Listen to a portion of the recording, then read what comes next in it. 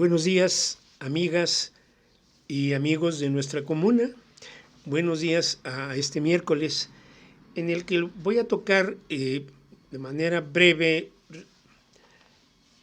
un momento que vive la humanidad. No importa la religión, no importa la vocación de cada quien en cuanto a sus creencias, pero el fallecimiento de Francisco, el Papa que nos escuchó a todos, merece algún comentario y el mío, modesto y humilde, lo expreso con respeto, y porque me plantea mi propia visión de el paso de mi vida a través del tiempo. Cuando yo nazco, el Papa que está en el Vaticano es Pío XII, que pues se considera el paradigma del Papa anticomunista. Él empieza en el 39 junto con la Segunda Guerra Mundial. Y al paso del tiempo, bueno, él le había tocado pues ver los famosos concordatos que se hicieron entre Roma y Múnich, y Roma con las potencias de lo que se llamó el Eje. Y también se le censuró después de pues haberse quedado con los ojos cerrados o con la vista a otra parte, cuando él conoce los rumores y se entera de que está ocurriendo esta masacre que fue la creación de los campos de concentración de los nazis en la zona de Polonia, en donde, como ya lo he dicho en otras veces, ¿no? Judíos, comunistas, opositores, gitanos, homosexuales, todo aquello que le molestaba al régimen nazi iba a dar a esos campos de concentración. Y Pío XII no dijo ni pío. Y bueno, duró bastante en su gestión. Y bueno, fue un papa que mantuvo esa postura de me quedo del lado de los aliados. Y esa es una de las cosas que se le censuró, históricamente hablando. Porque él que dice que se quiere quedar del lado de los aliados, desconoce a uno de los aliados más importantes, o desconoció, que fue la Unión Soviética. Que la Unión Soviética fue la que llega a Berlín y fue la que destroza el ejército alemán. Entonces, eran aliados la Unión Soviética, Inglaterra y Francia, con Estados Unidos. Pero el Papa, desde que está ahí, está haciendo una labor en contra de la consolidación del proyecto de la Unión Soviética. Muere y viene uno de los papas enormes que yo recuerdo, el Papa Juan XXIII. Ese papa era encantador. Juan XXIII, un papa que se da cuenta de la importancia que tiene para, digamos, la palabra del Evangelio. Si hay términos que no manejo muy apropiadamente, ofrezco una disculpa. Pero bueno, la prédica de que era importante que se acercaran y se construyeran puentes y diálogos entre todas las distintas creencias religiosas. Y crea el Concilio Vaticano Ecuménico II. Ya había habido un intento. Y Juan XXIII encabeza este propósito de darle cabida a las voces que podían discrepar con el rito católico, pero que tenían un objetivo final común: el bienestar de la gente, la paz, la tranquilidad. Bueno, entonces fallece Juan XXIII y llega Pablo VI, que echa atrás el propósito del concilio y bueno, pues se vuelve otra vez a cerrar en esa idea, en esa visión de que la iglesia es superior a las demás iglesias y que la religión que ellos plantean, el rito católico, debe estar por encima de los demás.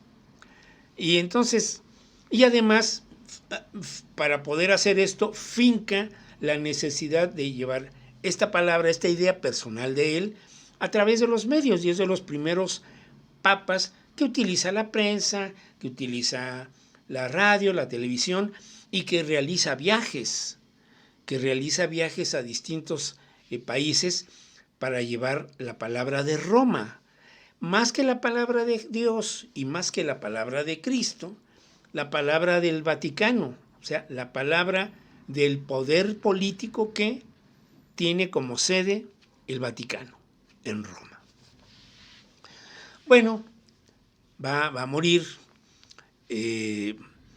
Pablo VI, y va a aparecer un personaje que dura 33 días, el Papa Juan Pablo I, cuya muerte en 33 días, a partir de que es nombrado el sucesor de Pablo, fallece, que nunca ha quedado muy claro qué pasó, y entra, pero se decía que iba a ser un papa que iba a voltear a ver a los pobres, a los humildes. Fíjense más, vean ustedes estas llamadas de atención. Bueno, fallece y entonces se hace el cónclave y los miembros del cónclave deciden que sea Juan Pablo II, Karol Wojtyła, el primer papa polaco. Y este papa, pues ya, es uno de los personajes más notables, más notorios, como una especie de star, porque se hizo muy famoso, había fotos de él en todas partes, bueno, hasta en los camiones pasaba su foto.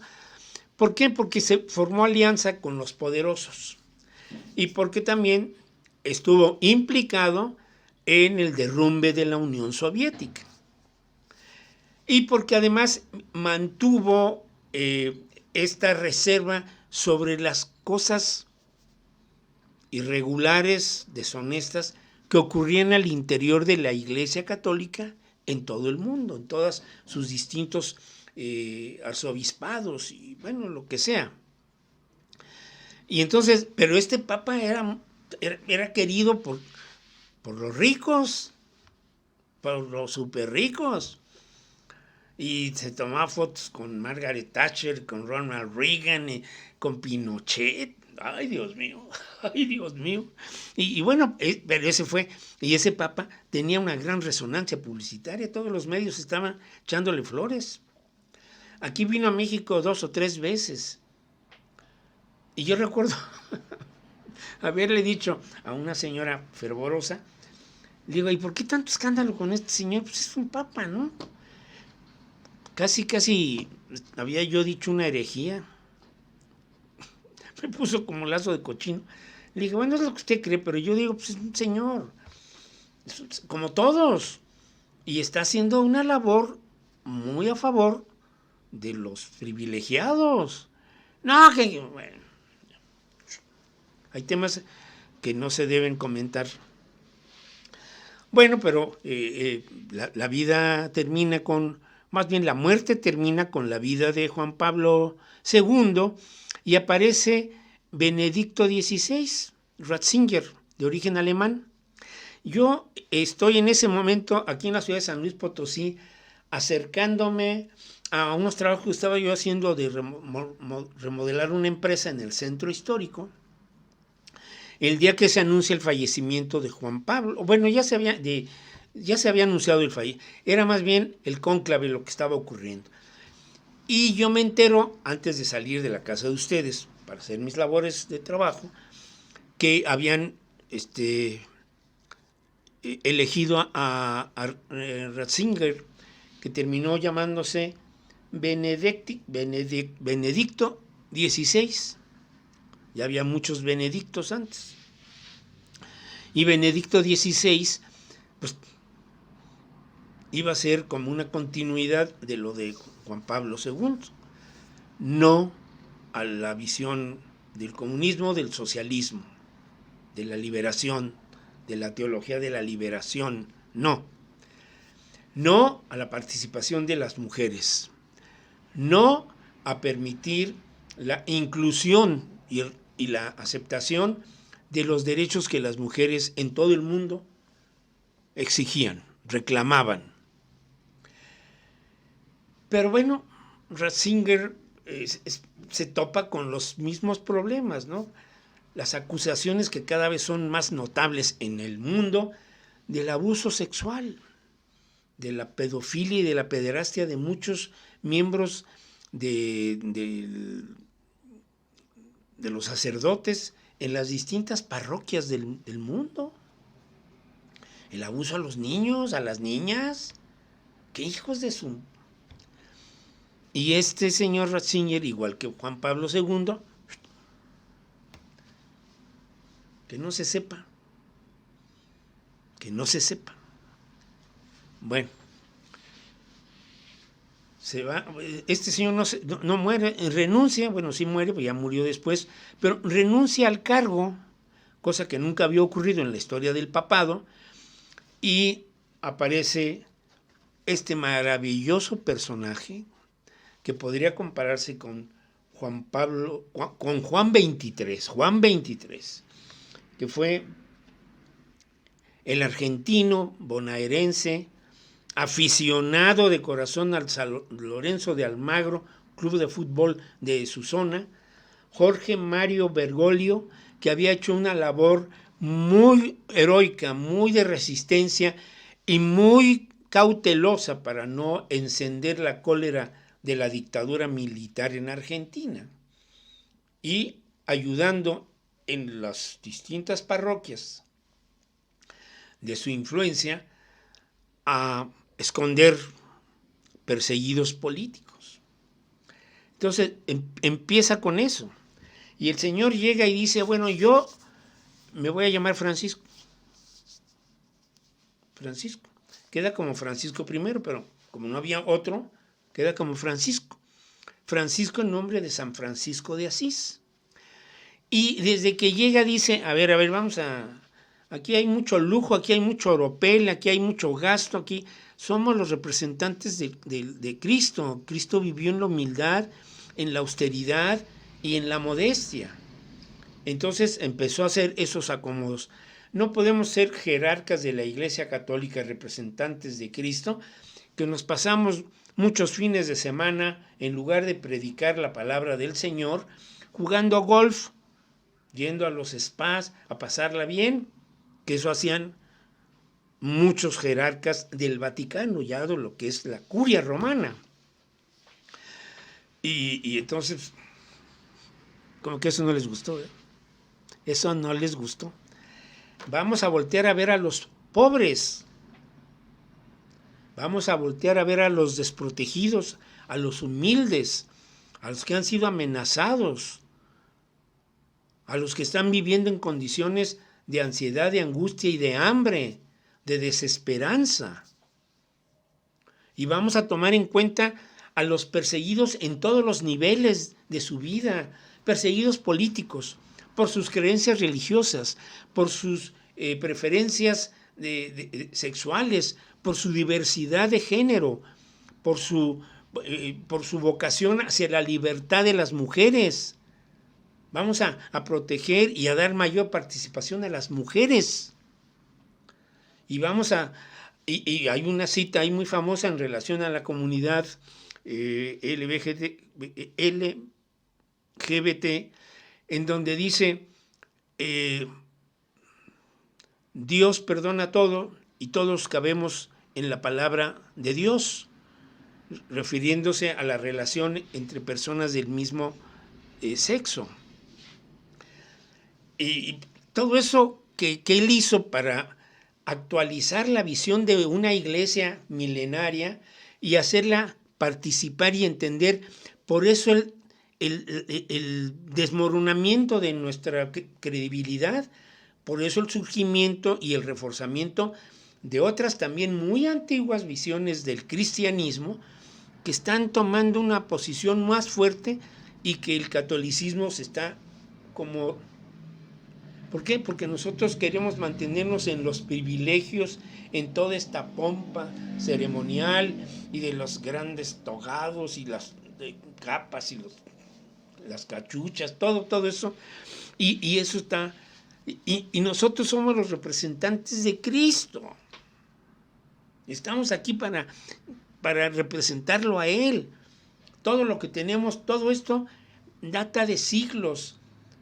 Pero nosotros no podemos ser tan viejos como los edificios. Tenemos que ser tan modernos como la modernidad. Palabras más, palabras menos, ¿eh? Bueno, ese era Jorge Mario Bergoglio, el Papa Francisco, que falleció apenas antier y que la gente realmente lo va a extrañar, porque era un Papa que nos escuchó a todos, pero muchos lo ignoraron. Dentro del propio Vaticano él enfrentó muchas cosas, no hizo más porque estaba ahí la reacción del conservadurismo y de los defensores de los privilegios y de un statu quo totalmente carcomido por la realidad. Y entonces él habló a favor de los pobres, a favor de las mujeres, y se opuso a los modelos neoliberales de la economía, se opuso a la visión machista, misógina, en contra del universo femenino. Y se opuso al colonialismo, pero en este planteamiento era porque hablaba del sufrido pueblo de Palestina. Todas esas cosas que uno escucha o que uno escuchó a lo largo de su pontificado, pues a muchos les molestaron. Todo lo que viene acompañado de inteligencia, de buena fe y de sentido de humanidad, de un humanismo basado en la cristiandad y en el respeto a los derechos humanos y a las libertades y en el deseo de aproximarse al dolor de los pueblos. Eso fue Francisco. Eso fue Francisco. Y créanme que lamento su muerte. Porque hay representantes de la Iglesia Católica a las que uno se conmueve ante su muerte. A mí me ocurre con Francisco. Bueno, espero si les gusta, compartan, suscríbanse y cuídense mucho. Nos vemos mañana. A ver qué sigue. Se portan bien.